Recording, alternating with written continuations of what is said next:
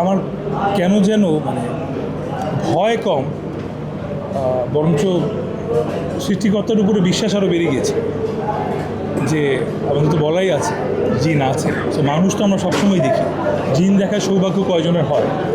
So ওটা দেখার পর আমার আরও সৃষ্টিকর্তার প্রতি যে বিশ্বাস সেটা আরও কঠোর হয়।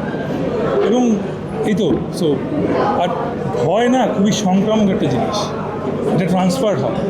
তো আমি দেখছি যে চক্র 2 যারা দেখছে, ওরা দেখে যে রিভিউ দিচ্ছে, ওইটা দেখে আবার যারা দেখছে, প্রত্যেকের রিভিউতে একটা জিনিস খুব কমনই পাচ্ছি যে এটা দেখার আগে আমরা যেরকম ছিলাম, দেখার পর অনেকটা ওরকম নেই, বা কিছুক্ষণ আমরা নর্মাল থাকতে পারি না, বা ওই দিন রাতে ঘুমাতে প্রবলেম হচ্ছে। প্রচুর মানুষ আমাকে ইনবক্স করেছে, ওরা দুঃস্বপ্ন দেখেছে, যেই দুঃস্বপ্নে কোনো না কোনোভাবে চক্র রিলেটেড।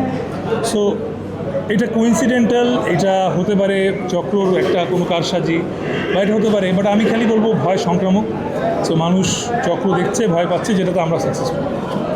এই তো, থ্যাংক ইউ ভাই। আমার লাস্ট একটা করছে না, আলহামদুলিল্লাহ এরকম পাইনি। বরঞ্চ যত রকম রিভিউজ দেখলাম, ওটিটি কাজ যেহেতু রিভিউজ হয় প্রচুর, যতটুকু রিভিউজ দেখলাম সব জায়গায় মানুষ এটা মেনশন করেছে যে আমার কাছ থেকে এত নৃশংস অভিনয় আশা করেনি। তো এটাকে আমি খুব পজিটিভলি নিচ্ছি।